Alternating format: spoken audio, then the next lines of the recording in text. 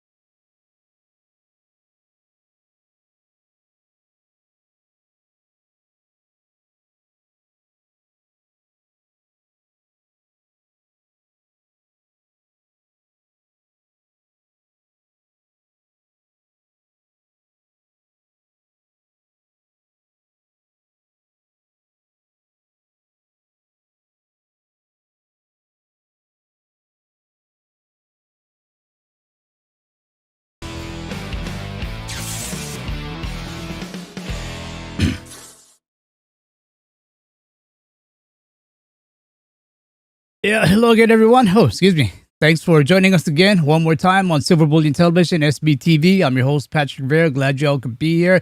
Want to make a quick shout out to those of you who joined me here this evening, this morning.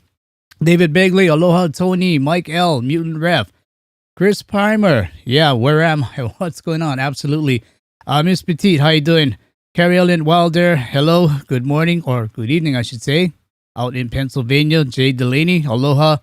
Patrick Bateman, greetings and salutations to you as well. Chuck Diesel, it's been a while since I've seen you, my friend. Pablo Pina, aloha. Tweety Bird, Henry, and again, Pablo Pina rounding it up again. Thank you all for being here. Really do appreciate the fact that you're joining me once again. As always, you can find us on social media. silverbullion.com.sg is our website where, yes, we do sell precious metals, gold and silver, platinum, palladium, nickel, things like that.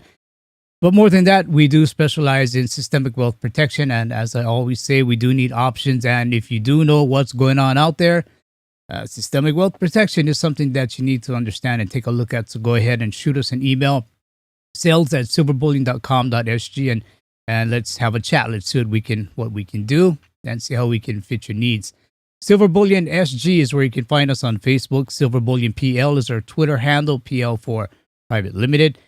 Silver Bullion SG is our Instagram handle, and audio-only versions can be found on SBTV iTunes and SBTV Spotify. That would be bit.ly, SBTV iTunes, and SBTV Spotify. And as always, do join our Crisis Tracker group. If you have that Telegram app, it is a free app. Go ahead, download it, and search for one word, Crisis Tracker. And this is where Vincent and I, good morning, Vincent, if you're out there, this is where Vincent and I will go ahead and post news items as it pertains to gold, silver, economics, finance, and things like that. So I do hope that you will join us there. So once again, aloha, one and all. Thank you for being here. And we do have a pretty good upcoming guest, or actually she's a very good upcoming guest. So I do hope that you can join us for that. And she is Lynn Alden. Full-time investor and independent analyst, she has been performing investment research for over 15 years in various public and private capacities. And she's founded the Lynn Alden Investment Strategy back in 2016. And Lynn's goal is to provide institutional level research in plain English so that both institutional investors and retail investors can benefit from it. So I do hope you'll join me for that Lynn Alden interview. Go ahead and be sure to subscribe, hit that bell, and give us a thumbs up. Hit that bell, most importantly, so that way you can be notified when that interview comes out. And if you don't mind, go ahead and share this live stream with a friend, a very good friend that you may have. Go ahead and share the live stream. That helps us out a lot. So Lynn Alden is our upcoming guest. And we'll move over to our ebook thank you, or in this case, it's going to be a Amazon gift card thank you, where we're going to be giving away up to 5 $10 Amazon gift cards. And all you really have to do is remember something from the past Nick Giambruno interview. So if you want to win, remember something from that interview. Hope you had a chance to watch it there. And some of the rules to get this gift card: and be one of the first 5 to answer correctly in this live stream before the timer runs out. You're going to have about 1 minute and 30 seconds. US winners, we're going to give you a link to download that Amazon gift card. We'll send it to you through email, so be sure to give us an email. And if you're outside the US, you may have to contact customer support at Amazon to let them know, you have this gift card and if they can switch it over to your region, if and only if that gift card doesn't work for you. So Amazon's usually pretty good about their customer service. So again, hello one and all. Let's see. Yes, Patrick Bateman says, hello to Vincent and Jessica. They are out there. I know they are. Paul Bar, how you doing? Seymour Rivers, how you doing? William Bella and Mitch V. So thank you all once again for being here. Let's move over to that question. Question is, don't let any government tell you what blank is. And this comes from that Nick Giambruno interview. In fact, you may just already know it off the top of your head. Don't let any government tell you what blank is. Go ahead and take a guess. You never know, you might get it, and we'll be sending you that $10 gift card. That'll be absolutely great. If it were me, I'd be happy with that. Ted Golden, how you doing? Go ahead and give it your best shot. Mitch V, how you doing? Don't let any government tell you what blank is. All right, so we have some answers coming in. Mitch V says money, and then he says truth. Hey, you got a 2 for 1 there. Actually, just keep guessing. Unlimited guesses here. Let's see. Pabar says money. Chuck Diesel, inflation. Joshua B says money. Paul says money. Let me see what else is out there. Hang on there. 1, 2, 3. Okay, you know what, guys? Looks like we have our 5. We do have our 5, and the answer absolutely is money. The answer is money. So looks like these 5 got it. Look like it's going to be. Hang on, let me just square this away here. It's going to be Joshua B, who did say money. It's going to be Patrick Bateman, who said money. It's going to be Paul, who said money. So those 3. And then it's going to be Mitch V, who also said money. And it's going to be Pabar, who also said money. So go ahead and send your emails to sbtv at silverbullion.com.sg. So congratulations to the winners. Once again, Joshua B got it right with money. Patrick Bateman, Paul, Mitch V, and Halbar. So great job, you guys. So moving on, let's take a look at that guest review and make sure that is what Nick Giambruno actually did say. Don't let governments, U.S. government, Chinese government, any government, or the IMF, don't let any government tell you what money is. Money doesn't need to come from the government. Money is something not complicated. It's 2 things. It's very simple: storing value and exchanging value. So if you have anything that stores value and exchanges value, that can be money. And it doesn't need to be these little pieces of paper that governments create out of nothing with no effort. So be a sovereign individual. Realize for yourself what is the best money for you and go from there. For lots of people, that's going to be hard assets. It's going to be gold, silver, Bitcoin. And I've studied money, monetary policy, monetary history for a long time. And it comes down to the most important attribute of money is this. It's hardness, which means hard to produce. In other words, something that's resistant to inflation. Okay, so as Nick says, don't let any government tell you what money is. Do not let a government tell you what money is. Money is not complicated. It is 2 things. 2 things. It stores value and it exchanges value. I know there's a long laundry list of what money is. divisible, fungible, all of these other things. But basically, I guess as Nick said, you could just describe it in two different things: something that stores value and something that has an exchange of value. In the marketplace, money is whatever two people decide on to be that exchange. It can be anything. With the government, though, they want you to use their fiat. So money is really up to you, whatever you want it to be. And the most important attribute of money is hardness. Hardness. It's hardness to produce. It's hardness to produce. Can't be something easy, and it has to be resistant to inflation. And that is because it's hard to produce. If you can produce it so easily, it's not going to be very resistant to inflation. So I want to know your thoughts here. Let me know your thoughts. Put them in the comment section. We'll go through them. And let's see what else Nick had to say.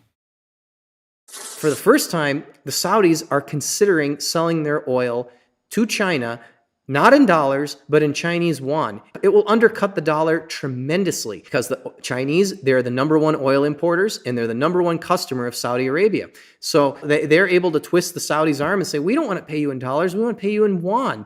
All of that oil that China is buying from Saudi Arabia, they're not going to be using dollars. That is going to undercut a large portion of demand for US dollars. And if the Chinese aren't going to do it, I bet there's going to be other countries not doing it too. And remember, Russia is the number 2 oil producer after Saudi Arabia, and they're not using dollars either. So we're looking at a paradigm shift.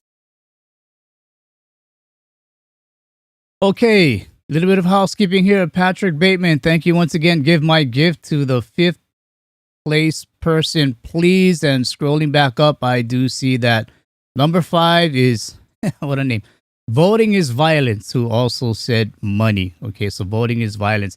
If you did win, guys, go ahead and send your email to sbtv@silverbullion.com.sg, and then we'll go ahead and send out that gift card to you. Okay, so once again, 5 winners: Pabar, Joshua B., Paul, Patrick Bateman, who gave it to Voting is Violence, and Mitch V again. So again, great job, guys. So according to Nick, Saudi is considering, and just may sell their oil, or at least some of it, in Chinese yuan. Now, China is the number 1 oil importer from Saudi Arabia, so it makes all the sense in the world to do this, right? It just does. Now, Russia is the number 2 oil producer after Saudi, and they will sell their oil for other than US dollars as well. We're going to see a paradigm shift, guys. We are absolutely going to see a paradigm shift. So for this, I would like to know your thoughts on it as well. One more clip from Nick Giambruno. Russia's a big nickel producer, and nickel is a crucial component in lots of things: electric vehicles, batteries, these kinds of things. And basically, from what my understanding is these exchanges, if there is some sort of situation that gets out of control, they can just change the rules on a whim and shut the trading down. So it's a rigged game. It's like if, when you're a child and you're playing like a Monopoly, or you're playing a board game and there's a bully you're playing against and he's losing and he's like, not fair, and he flips the board over. It's the same kind of thing with these guys. They've done it with silver, they've done it with gold, but that can only go on for so long. In the end, the market always wins. In Argentina, they have a funny saying, because the Argentine government likes to manipulate the currency, manipulate markets, like all governments do. But they have a saying for it. It's like, when you're trying to manipulate the markets like this, what you're trying to do, in effect, you're trying to hide the sun. Can't hide the sun. The sun is going to come up in the morning. It's like you try to keep the sun down, it's going to come up eventually. So I think this act, what they did on the nickel, with the nickel market and the exchange, it's a sign of desperation, a sign of things that are getting out of control. Yeah, they were able to maybe paper it over this time, and they've been able to paper it over for a long time. But sooner or later, that is not going to work. All right, absolutely. Exchanges, they can change the rules on a whim. We've seen this time and time again. It's a rigged game. I think a lot of us probably feel that way. And what they did with nickel is a sign that things are getting out of control. It could very well be a sign that things are getting out of control. And you know what it seems like? It's always because people are shorting the market, perhaps even naked shorting, doing naked shorts. So, hey, your guess is as good as mine, but somehow it always seems to be it's the short side getting in trouble. So what are your thoughts on this as well? Let's see some comments out here. Let's see. All right, I see some pretty good ones out here actually. Uh, Anna Bruco, first time I've seen you here. Welcome aboard. I missed it. How long till we are rich? Depends. If you have silver and gold, just keep accumulating. Keep accumulating. It's going to happen. We can already see some cracks this time around for sure. If you don't have silver and gold, go ahead and get some and just ask why in this comment section, and I'm sure people will tell you exactly why. So moving on, I want to take a look at Gerald Salente's recent Trends Journal. I'll just go with his weekly message, and then we'll just take a look at one article here where replacements are scarce. Propaganda works, Gerald's message. The public has been force-fed pro-Ukraine propaganda from their favorite mainstream media news outlets that have been repeating the official government line. And you think Russia has a problem with media propaganda? In the West, only one side of the story is permitted. Debates are prohibited. If you listen to the government-sanctioned corporate news media, you'd see Russia as the unprovoked aggressor out to conquer Ukraine and then the rest of Europe. Move on here. President Joe Biden no longer even tries to hide his contempt for Russian President Vladimir Putin. And even today, or last week, tried to throw cold water on reports of positive developments in peace talks held in Istanbul. Just disclaimer here. I don't really see either side on this right now. I'm just taking information as it comes. I'm just repeating, or I'm just sharing with you what Gerald Salente has to say. And it's some good stuff, actually.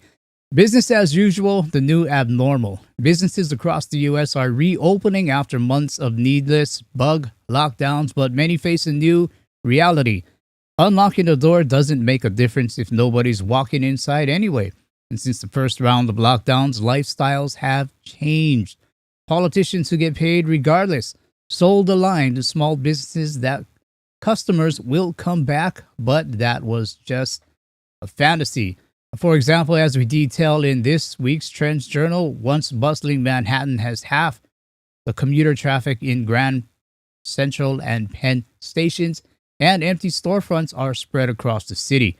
Remember the thing that comes out of the bull on the back end? That by lockdown, all businesses except essential ones, the bigs, who control the world, are forcing people to stay home, and they would flatten the curve. Remember that? And the only thing they flattened was the human spirit. Well said. The middle class and small businesses. That's well said. One article from his Trends Journal this week: replacements are scarce. And we've talked about this before. About 40% of Europe's natural gas comes from Russia, now a perilous source to rely on. Earlier in March, Russia announced it would require European customers for its gas to pay for the deliveries in rubles, which would force the continent's governments and utilities to deal with banks now sanctioned by the Western allies. However, Europe is finding few alternatives. The U.S. would like to send more gas, but has virtually none to spare. The gas is in the ground, but sending it to Europe first involves chilling the gas to a liquid in special compressors installed at customized shipping terminals. The chilled liquefied natural gas, or LNG as it's known, then must be compressed, pumped into pressurized tankers, and sailed to Europe, where specialized terminals must receive it and convert it back to a gaseous form. In recent months, U.S. processors have maximized their capacity to liquefy and ship gas, and even have diverted some cargoes to Asia or from Asia to Europe, although Europe lacks the facilities to receive more liquefied gas than it does now. As a result, more than 75% of U.S. liquefied gas has gone to Europe this year, more than double the 34% that was shipped in 2021.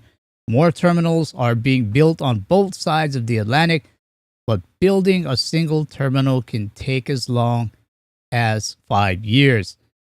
10 new European terminals are planned, spread across Belgium, Cyprus, Germany, Greece, Italy, and Poland, but most have yet to secure their financing. In the near term, there are really no good options other than begging an Asian buyer or two to give up their LNG tanker for Europe. And this is said by Robert McNally, an energy advisor to, at that time, President George W. Bush. And he told this to the Wall Street Journal. However, given time, the U.S. could do much more to help Europe wean itself from Russian gas. In addition to pumping more gas and building more LNG terminals, the U.S. could provide loan guarantees to underwrite construction of new terminals in the U.S. and Europe. For now, however, Europe's need for gas far exceeds what the global system can supply. Analyst Nikos Tsofos at the Center for Strategic and International Studies said in a recent Wall Street Journal interview, diplomacy can only do so much. And that'll wrap up our guest revisit portion of the show.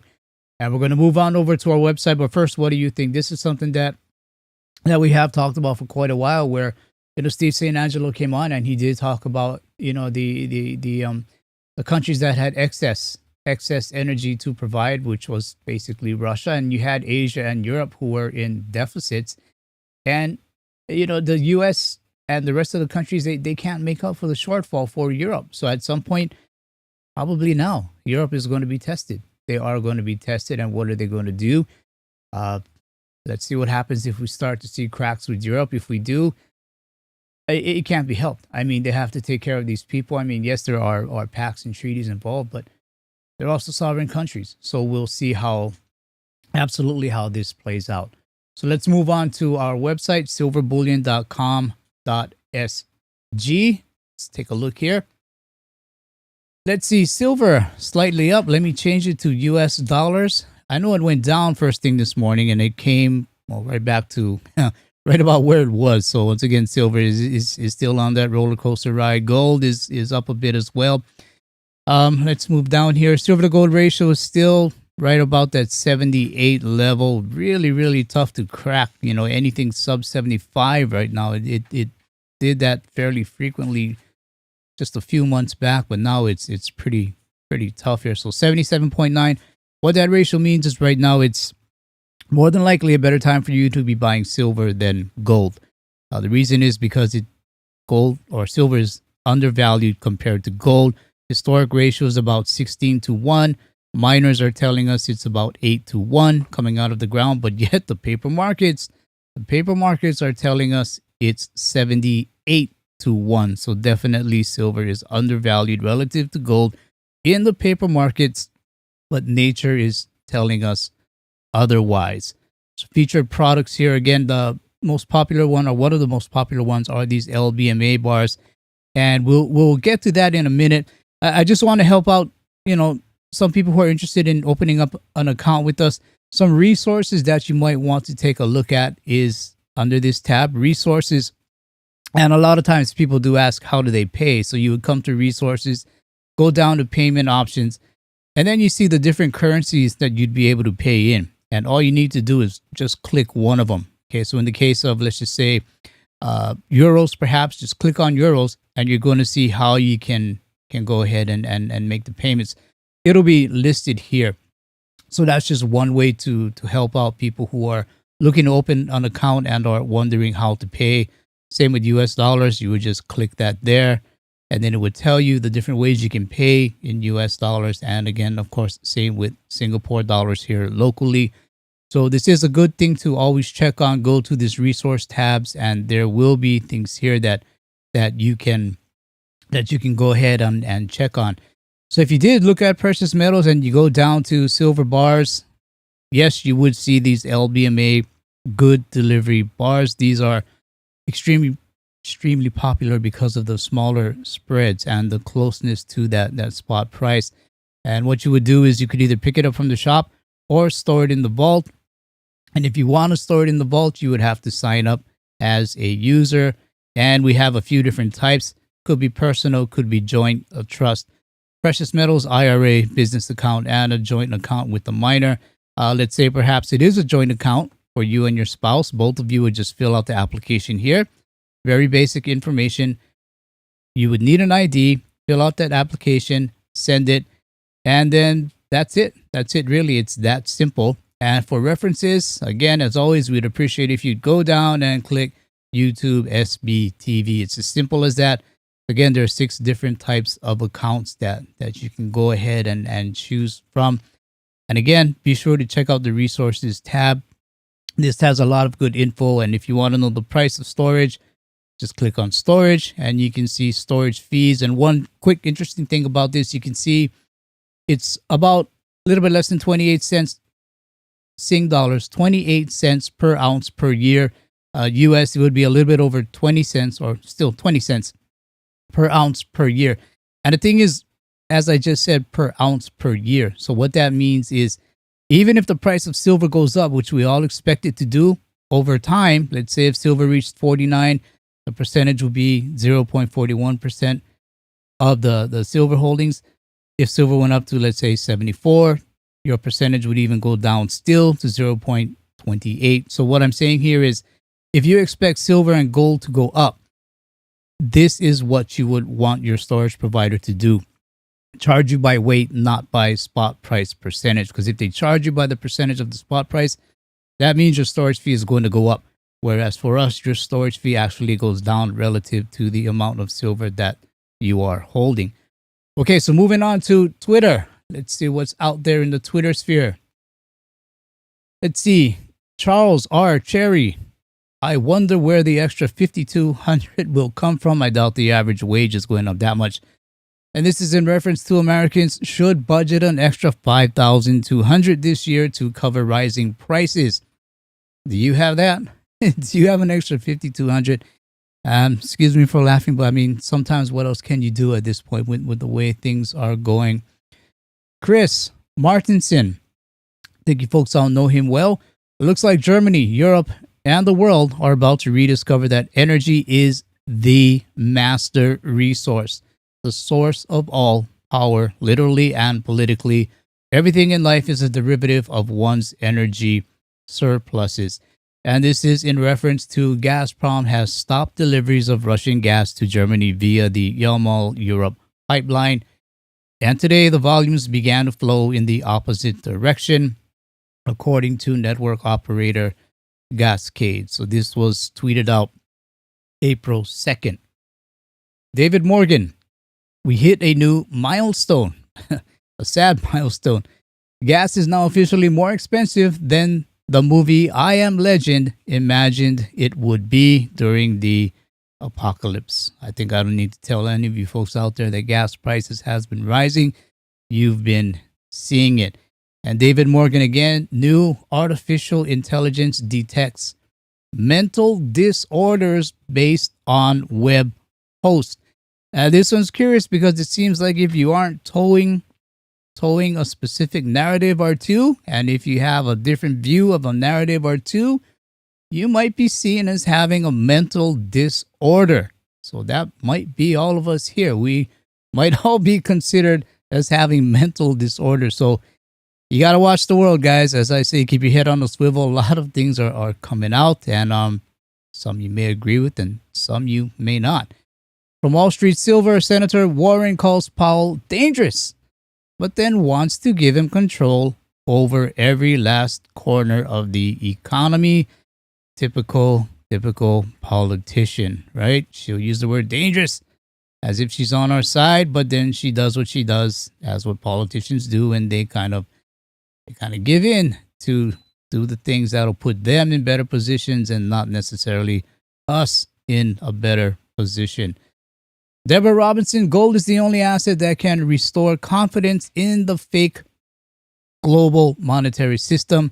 The East knows this. The West is fighting a war that cannot be won. And she's absolutely right there.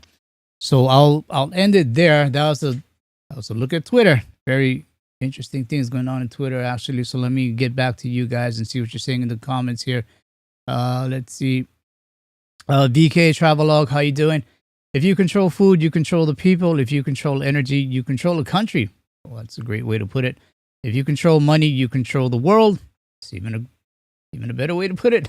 VK Travelog, nailing it, brother. You're nailing it. I don't know. I've never found out if you were a guy or girl. So I don't want to get the pronoun wrong, right? Anyway, good answer there. Good comment. I like that. Let's see what else is out there. Seymour Rivers, really? Gas is more expensive than milk? Has it gotten to that point? Really? Okay, that's man, I don't know what to think of that. I'm out here in Singapore. I don't drive. We can get around here just fine without owning a car. So I I have to say personally, I haven't noticed the gas prices or the rise in gas prices. So any info I can get from you guys, that really helps. Appreciate it. Let's see. Tweety Bird, when it comes to gold, I have a buying mental disorder. Me too. I have a mental disorder and I have a wallet deficiency. So I completely understand you there. Completely understand you. Mental disorder, wallet deficiency. All right, we're all on the same page here. Let's see what else is out here. Henry, you as well. You have a mental disability. Okay, we're not making fun of guys with disabilities. All right, we're just kind of being a bit sarcastic with what the powers that be are telling us out there. Okay, moving on. Let's see. Belly down. Yeah, thumbs up. Guys, really do appreciate the thumbs up. Thumbs ups, they do help us out a lot. And even if you could, find a friend and share it to him. Just share the link to a friend. Appreciate that as well. That helps the algos, helps them. Let them know that we're alive still, these algos. Okay, what else is out here? Let's see. Money, food, energy are everything, Paul. Absolutely. Okay, you guys are on it. You guys are absolutely on it. Let's move over to the topic of the day. Friends until the end. We're all friends until the end, right? Or until maybe they borrow money and don't give you money back. Kind of seems like that's what's going on right now. Friends do come and go. Some you expect or hope they're going to stick around and stay with you till the end. Although, like all things, all good things must come to an end, and sometimes, sadly, including friendships. Are we on this road? Before we get into this, let's take a look at some current events. And we have to, because current events are telling us how strong these friendships are or possibly are not. And what we are seeing is that friendships are certainly not unconditional. They are not unconditional. And as in many cases, friendships that dissolve have to do with money. I think we've all been there, either on the lending side or the borrowing side, and you kind of start to avoid your friend for a little bit and, it gets kind of uneasy between you two. But no matter, we've been on both sides, absolutely been on both sides. And so what I want to do is take a look at one article that came out the other week where Russia just made a case for owning gold and nobody noticed. And this does play into a new world order of friends. So it makes sense to have at least some gold in a long-term investment portfolio. This is coming from MarketWatch, April 2nd. It's first published on March 28th. So Russia just made a case for owning gold and no one noticed. So here's a strong argument for adding some gold bullion to your retirement portfolio right now, alongside those stocks and bonds.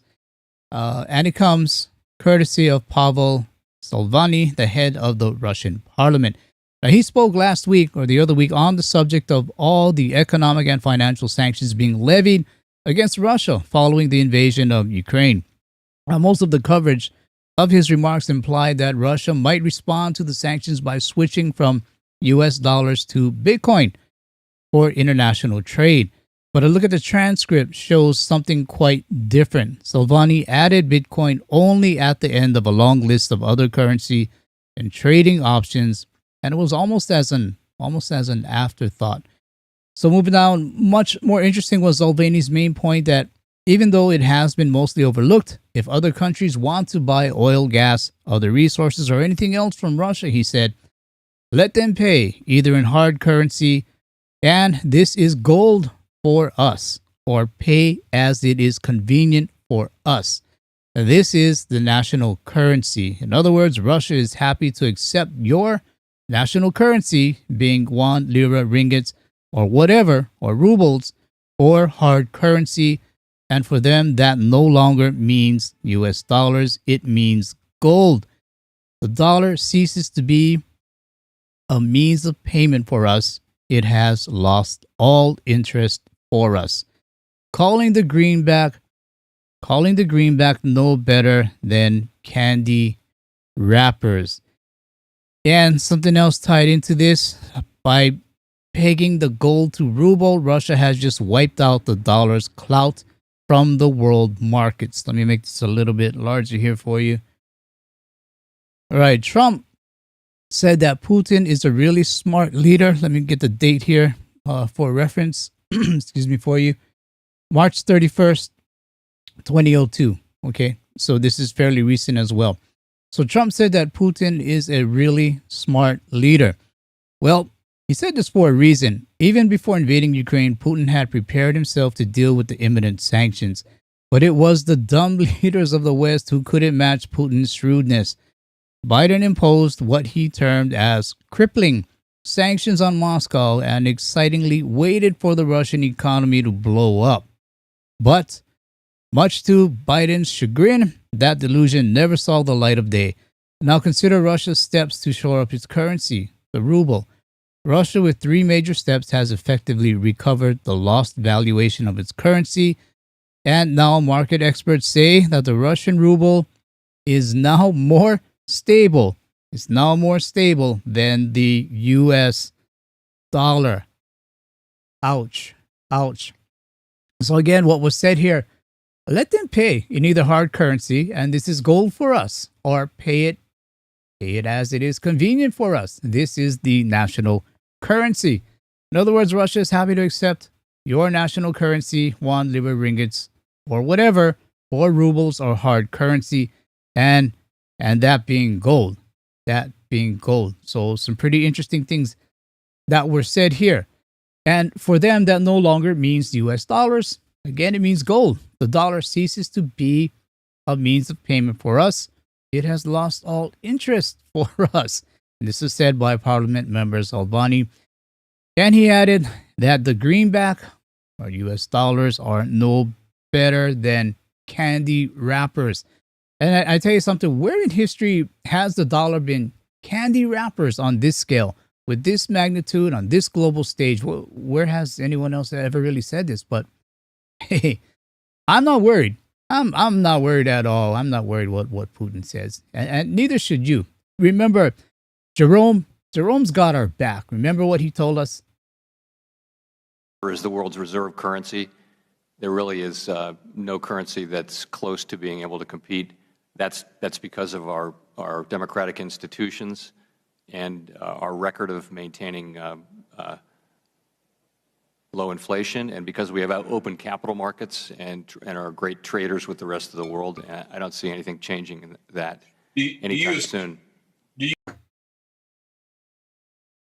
Okay, so according to Powell, the dollar is the world's reserve currency. There is nothing that even comes close. Nothing comes close. I told you guys, don't worry. The dollar's fine. What are you worried about? Why are you worried about someone saying candy wrappers? What do they know, right? Our democratic institutions and rule of law and maintaining low inflation all make the dollar attractive. So again, why are we worried? All of these things make the dollar attractive, right? Don't worry, guys. We are great traders. We're great traders with the rest of the world, and I don't see anything changing that. All right, you guys know I'm being sarcastic. Seriously, Jerome? Is this where you're taking us? Is this what you have to say? Not so fast, Weezy. Exactly. Not so fast. Not so fast. The US dollar, both country and currency, are on a downward spiral. You guys know I'm a US citizen, and it pains me to say this, but gotta be honest. We gotta be honest, right? It's on a downward spiral, reaching. It's just a country that's reaching, trying to grab things. Sometimes it's threatening other countries, weaponizing the dollar, the SWIFT system, spewing propaganda through mainstream media. Guys, we know it does this. It's nothing new, okay? But yet, I'm going to say this, the U.S. does have some of the best people anywhere in the world. Always got to remember to separate country from citizens, okay?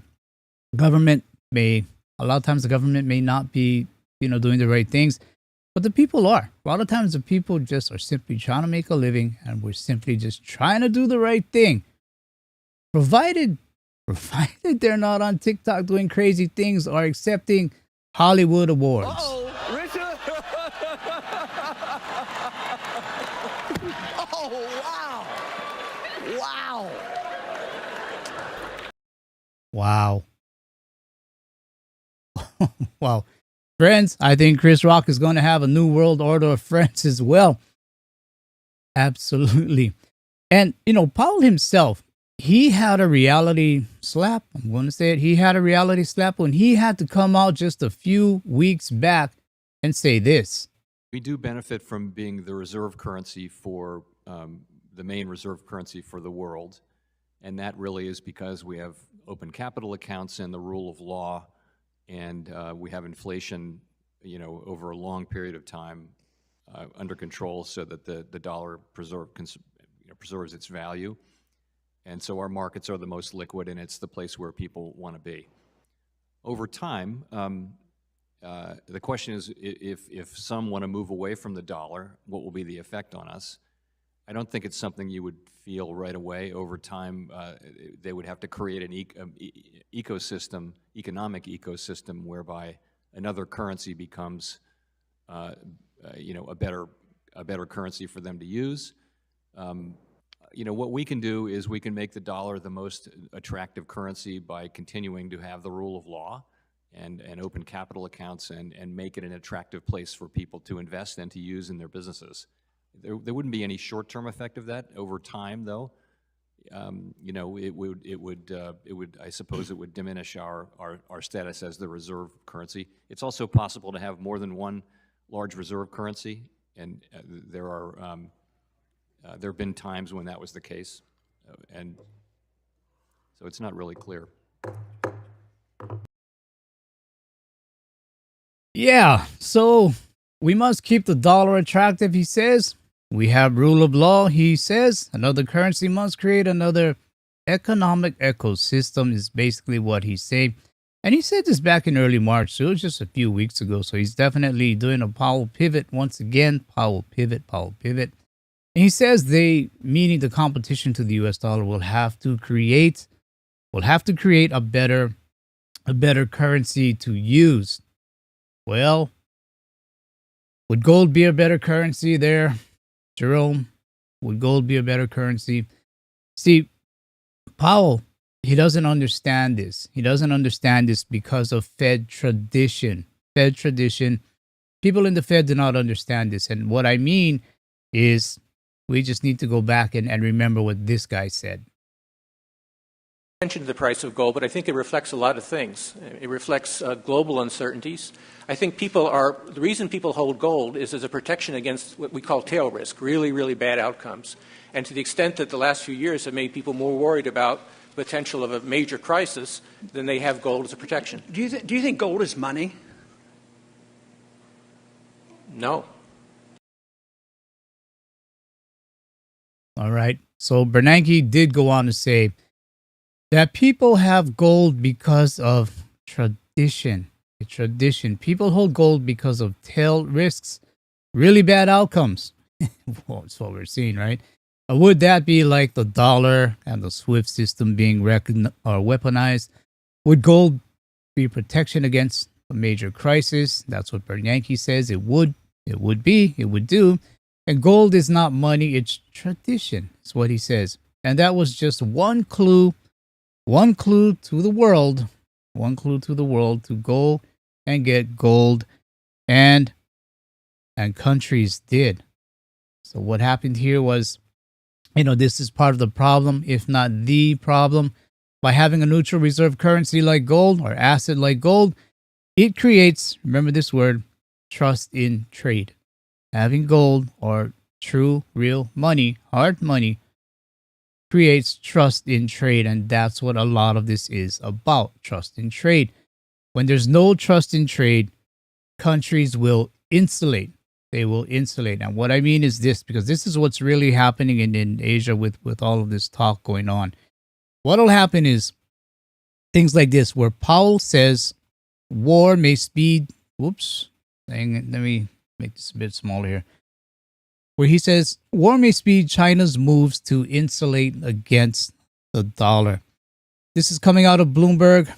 Let me see if I can get a date here. Sorry about that, guys. Coming out of Bloomberg, and this was March 3rd, so about a month ago. Federal Reserve Chair Jerome Powell said the Ukraine war could have the effect of accelerating China's moves to develop alternatives to the current dollar-denominated international payments infrastructure. Hey, what's going on here? Okay. Powell was questioned Thursday in the Senate Banking Committee, again, this was a month ago, on how China might view the U.S.-led efforts to isolate Russia's economy, especially by damaging its ability to use the dollar. Senator Jack Reed, a senior Democrat who has focused on China's rise as a global power, told Powell at the hearing that Beijing will start thinking about how they can avoid that fate if they get into a similar circumstance as Russia. And China will look very closely at the whole issue of the dollar as the medium of exchange to the world, said again Reed. Now, Reed asked Powell if he was watching the issue and whether he'd report back to Congress on developments and share views on what he thinks might happen.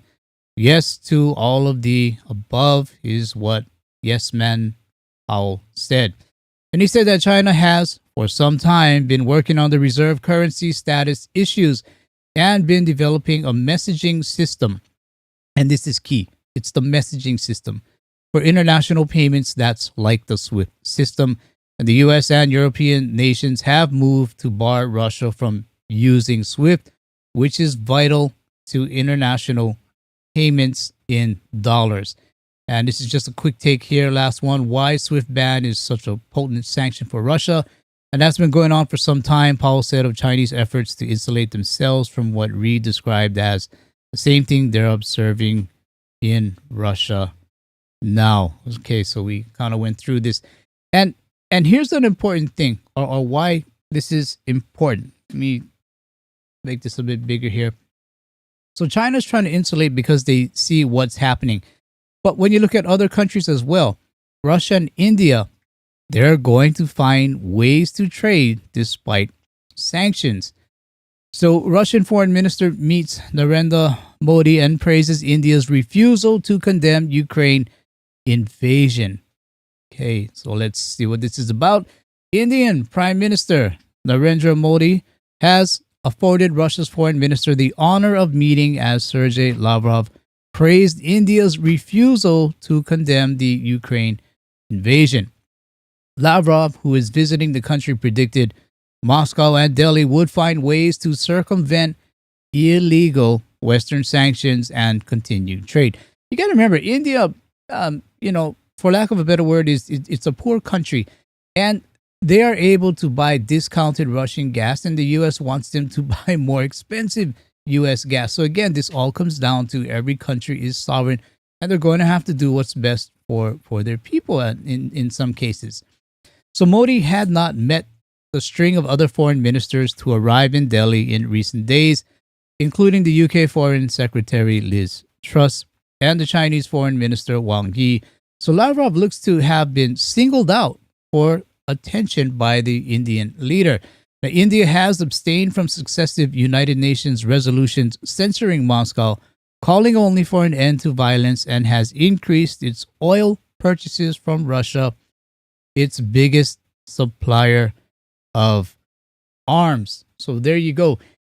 There are things that you may not agree with what countries do. That's just given. It's just a given. In fact, you're not going to agree with what everyone does. But with this, a lot of people call it overreach. And I'm giving you an Asian perspective right now. I mean, there's always the Western perspective. I'm giving the Asian perspective of what's happening on this end of the globe and why we are seeing a new world order of friends. So I want to see what you guys think about this. Let me move on to the comments here. Let's see, Mr. Nguyen, the dollar's downfall is its failure to recognize sovereignty. You know what? That's true. That's true. From a country's perspective, sovereignty is everything. But perhaps from the U.S. perspective and its dollar being the world reserve currency, it needs to be used. It needs to be used, especially with all the money printing. Otherwise it's all going to come back home. You're going to see inflation run wild. Inflation, hyperinflation may even go down into stagflation. But there's going to be a lot of issues. And so, this is why I said, U.S. that they're reaching, they're grabbing, they're trying to hang on to whatever friends they have. But at the same time, you got to imagine if you ever went to the beach and you picked up some sand in your hand, and if you squeezed it too tight, the sand will run through your hand. It's going to start to fall through your hand. But if you just hold it gently, the sand will stay there. In a lot of cases, this is like friends. This is exactly like friends. You squeeze on them too much, they're going to run out. They're going to run away. Be gentle with them, kind with them, they stick around. So, you got to, friends are like sand sometimes, right? So anyway, just want to take a look at a few comments here. See what else is out there. Let's see. Yeah, I mean, true comment. This is never going to get old. Gold is the money for kings, silver for gentlemen, barter for people, and debt for slaves. That is a true comment. That's never going to change. Thanks for bringing that up, reminding us about it. So again, what I'm doing is I'm giving you a bit of an Asian perspective. So I want to show you one more article, reaction to all of these things, in Asia. This is from Nikkei Asia, mid-March. So it's a few weeks old. And again, China can use Russia to build a new international order because, as I said, China is seeing what's going on and how Russia is being banned from the SWIFT system and how China knows, this could exactly happen to them as well. So they're looking at new messenger services or new message systems, which will rival the SWIFT system. And we know these are already here today and now. So the article, Alessio Portolano is a professor of war and strategy in East Asia at King's College London and senior fellow at Policy Exchange. But what he says is Russia's Ukraine invasion is the most severe military crisis in Europe since the end of the Cold War, something akin to a European 9/11 in terms of the sharp awakening it has delivered regarding the role of hard power in contemporary statecraft. How Putin's war will affect Europe's relations with Russia remains difficult to predict. A clearer picture is emerging as to the future of Moscow's ties with Beijing. Now, China is likely to consolidate its role as the senior partner in a relationship that the joint statement back on Feb 4 confirmed is being driven. It's being driven by a fundamental dissatisfaction with the existing international order. You got to keep in mind, China is knocking on the door of being number one economic power. So, of course, they feel that, they should be able to do certain things. They're the biggest economic power. So the joint statement was, first of all, a manifesto about a perceived dystopian worldview. It emphasized how Russia and China seek genuine democracy, multipolarity, regional cooperation, and economic interdependence, with the United Nations and its Security Council playing a central and coordinating role. Now, the document's worldview promoted the democratic stability of authoritarian regimes and warned against the spurious character of open societies that protect individual liberties. You get that? It warned against the spurious character of open societies that protected individual liberties. It was a worldview in which the leadership of the United States fundamentally challenged the ability of Russia and China to thrive as global powers. And this is why there's always that split between East and West. Yet Xi Jinping was not merely pursuing an unqualified ideological alignment with Vladimir Putin. He was setting the context for how his priorities can form the heart of the relationship. He demonstrated that by accepting the need to create a rapport superior to the alliances of the Cold War era, where Russia-Chinese cooperation now has no forbidden area. And this is something, remember, we talked about before when we had that live stream on Soviet-Sino relations, which today is basically Russia-China relations. They're off and on, off and on. And this absolutely goes back to what we were saying there, where there are things that push them into each other's same side of the playing field, and then there are things that kind of separate them, where they move away from each other's side of the playing field. And a lot of it goes back to what Nixon did back in the 70s when he created that sort of a triangle between U.S., Russia, China. And he'd always put one in his corner, and then it would play out against the other. But today, the U.S. surely looks to be the odd man out, where Russia and China are together once again on a lot of things. And things that are also quietly happening that we may or may not know about, where China builds up blue water presence as world focuses on Ukraine. So we're all looking to the left, and things are happening to the right. I think this was a fairly recent article as well. let's see, March 29. So this wasn't that long ago. So here we go. Beijing. China has armed military outposts in the South China Sea, a top U.S. military official says, and it is giving its Coast Guard more firepower in what they may be, or in what may be an attempt to take advantage of the world's preoccupation with the Ukraine war. This is how it always works. Everyone look to the left, and then something happens on the right. So China has fully militarized at least 3 of several islands it built in the South China Sea, according to Admiral John Aquilino, the U.S. Indo-Pacific commander, in a recent AP interview. Construction has apparently been completed. It is completed now on missile arsenals, aircraft hangars, and radar systems on the Mischief, Subi, and Ferry Cross reefs, Aquilino said. And these are the so-called Big 3 reefs in the South China Sea. The function of those islands is to expand the offensive capability of the People's Republic of China beyond their continental shores. They threaten all nations who operate in the vicinity and all the international sea and airspace, he says.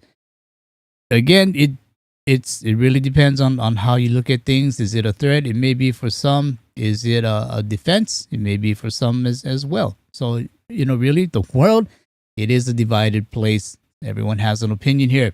So China claims territorial and jurisdictional rights over virtually all of the South China Sea. A Hague tribunal denied these claims in 2016, but the Ministry of Foreign Affairs officials here dismissed the decision as waste paper. Countries are going to do what they got to do. They are going to do what they got to do. And lastly, this. There are, I tell you, it's just, you ever get, the world, to me, it's like an image of, when you're cooking some spaghetti sauce and you turn the heat up and then you see that first bubble start to come up to the surface and then you see another bubble and another bubble. The next thing you know, it's bubbling all over the place. And for me, I kind of get the feel that, this is what the world kind of looks like right now. Bubbles are popping up all over the place in the heat of having different opinions, in the heat of trying to do what's best for themselves. I tell you, spaghetti bubbles. That's what it seems like to me. Sorry about that analogy. But lastly, this. While the U.S. is indeed scrambling to hold friends in this new world order circle of friends as it unfolds, I personally hope that this friendship remains. Current international uncertainties and crises underscore the need for countries to work together with close friends and partners. And Singapore deeply appreciates America's commitment to engage Southeast Asia, and especially Singapore, despite the ongoing crisis in Ukraine. We had a very good discussion with President Biden this morning. We reaffirmed the long-standing and multifaceted partnership between Singapore and the US, and our shared commitment to a stable, rules-based global order. The US has played an important and constructive role in the Asia-Pacific for nearly 80 years. And Singapore has consistently supported a strong US presence in the region through our words and actions. We have substantial bilateral cooperation on economic, defense, and security issues, and also strong people-to-people ties. Singapore is the second largest Asian investor in the US, and the US is the largest investor in Singapore. Singapore's investments in the US and US exports to Singapore support over 250,000 American jobs. On the defense front, Singapore is a major security cooperation partner of the US, in fact, the only country with this status. For more than 30 years, we've had an MOU on defense cooperation, signed in 1990 and recently renewed in 2019, which has provided the US military access to Singapore's air and naval bases. We are also expanding our cooperation into new areas, including cybersecurity, digital economy, sustainable development, and even space. Okay, so that was Singapore's Prime Minister Lee Hsien Loong, otherwise known as LHL. If you ever see LHL, that refers to him, Singapore Prime Minister. So that's going to end the topic of the day. So you guys get out early today, right? We're trying to keep this a little bit shorter, keep a little bit more interesting in what's going on. So that ends the topic of the day. Let me move over and see where we are here. So we're going to move over to commentary. But first, before I do that, I want to see what's on your minds and what you've been hitting up the keyboards for. Let's see. VK Travelog, absolutely be your own bank. You can be your own bank with us, that's for sure. Get your silver and gold and get a bit more of an understanding and position and wealth protection. You can absolutely do that with us, but be your own bank. The key point being, we know what real money is, guys. I mean, it's gold, it's silver, it's commodities. We've talked about how commodities are king. And sure enough, I think the timing's pretty good because as we've been going through these things, with the live streams, a lot of things have been spot on, and they've been pretty much spot on within a matter of weeks. So it's just to say that, I think, a lot of us out here, we kind of have a good beat on what's going on. We're not really too much of sensationalists with what's going on. We're just watching it, like I say, keeping our heads on a swivel. So are you, and I think this is where we have a pretty decent mesh here. But gold and silver, that is the true money. It's always been money, until guys decided to create this paper thing. They created this paper thing. Next thing you know, it's just like nothing. It just comes out all over the place. Keep printing and keep printing, and then you have Jerome Powell. Treasury Secretary Yellen or U.S. government. Hey, we need money. We need money to fund this, fund that, make the voters happy, right? But voters don't realize that what's happening is Fed will just get on the keyboard, rat-tat-tat-tat, create digits out of thin air, out of nothing. And they will get bonds from the Treasury, shorter version. They'll get bonds. They will give the government the money from those bonds, but the government has to pay it back at some point. And then government goes and spends willy-nilly, pay for this, pay for that, create this, create that. And then at some point we got to pay for it, right? At some point we'll have to pay for it. And there's no way out. That's what a debt-based system is. There's no way out, and countries, they're getting kind of fed up with it. Even us, we're getting kind of fed up with it, and we're looking for real money that can't be just, shot out through a keyboard, few digits, keystrokes here and there, and money comes from nothing. So, a lot of us are, not too happy with it. Let's see what else is out there. Okay, take a look at a few more comments before we hit out. Carrie Ellen Wilder, no, the field trip is ending early. Yeah, kind of is. I want to get back to, trying to do this as a weekly thing. So what I may do is, if it's okay with you guys, maybe the guest reviews, maybe we'll just pick one thing. Gerald Salente, maybe we'll just use his weekly message. And then we'll kind of move on, to the website and some things on Twitter. And then eventually to the main topic. I think, maybe hour and a half, maybe it might be a bit long for you guys. I'm not too sure, but I know I think YouTube algos, they're looking for something a little bit more short and sweet and try to get closer to the same number of people that started watching, be closer to the same number of people that finished watching all the way to the end. So we kind of looked at some things, and that's what the algos may be doing, the retention part of it. So I can't keep you guys on too long to bore you, but I'll try to give you the best info that we can. William, Bella, appreciate it. And that's the thing, the info. I mean, I know a lot of people, we get the Western view of what's going on. So I wanted to just throw in a few of the Asian views of what's going on. And Asia, they're trying to disassemble, reassemble, or stay just the way they are. And it's tough. It's tough for a lot of Asian countries. Like I said, you look at India. They're one country having a hard time at, trying to decide what to do. And in fact, I think I missed I missed one article here. I just want to throw this up real quick because this is pretty important as well.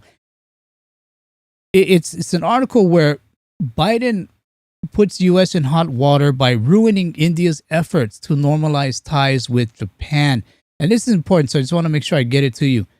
Russia-China relations are at the strongest ever. Russian Foreign Minister Sergei Lavrov has himself made this observation Make no mistake, a two-front situation with China and Russia joining hands is a nightmare for the U.S. But then it is Biden who has put the U.S. in hot water by ruining India's efforts to normalize relations between, get this, Japan and Russia, which could have effectively isolated Beijing. Again, this is important. I just want to get this out to you guys.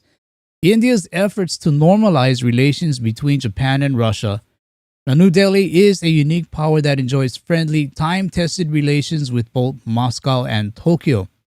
With Japanese Prime Minister Shinzo Abe and U.S. President Donald Trump in power, India's Prime Minister Narendra Modi made all possible attempts to mediate a better relationship between Moscow and Tokyo. And just to get the date to you guys for reference, this is March 30th, 2022. So this is just a few days ago. Now, India realized that Japan and Russia both had some serious concerns with China, including Moscow's insecurities over Chinese interference in the Arctic and the Russian Far East. On the other hand, Japan was concerned about Chinese attempts to take over the Senkaku Islands. So two of these countries, Japan and Russia, had sort of a beef with China, and India was trying to help Japan and Russia with this. So therefore, India managed to bring together Russia and Japan.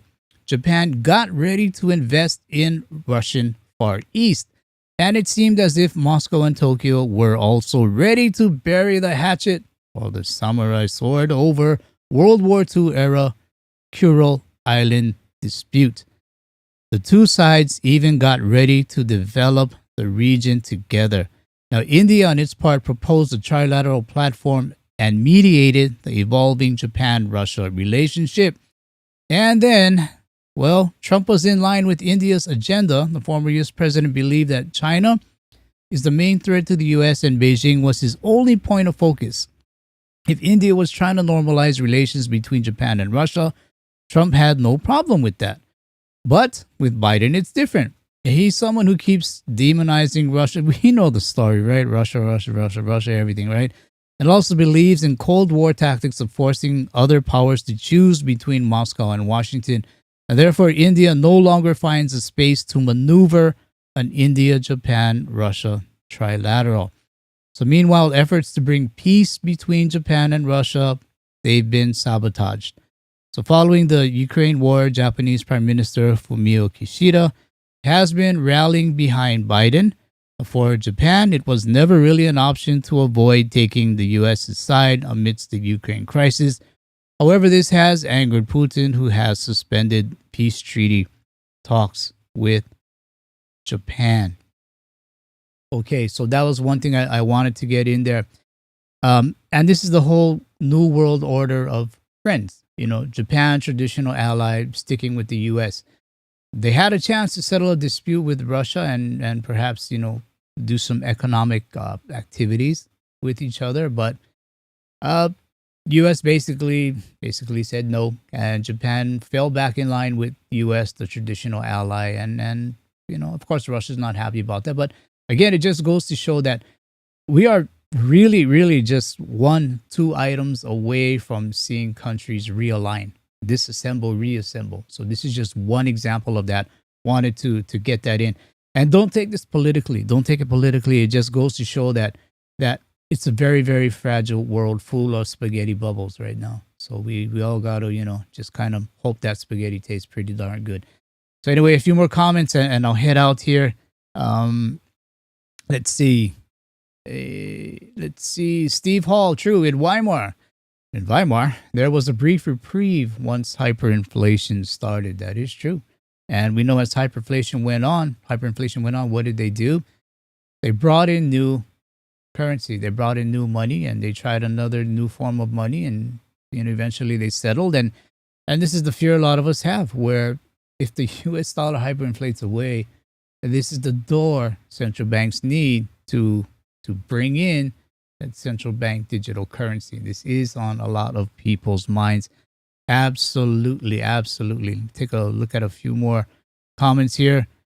Belly Dance Rabia, Bible, food, water, silver, gold, guns, land, tools, medicines, good neighbors. Absolutely. Good neighbors rolls into good friends. Good friends. So if you owe your friends money, make sure you pay them back. If friends need help, make sure you help them.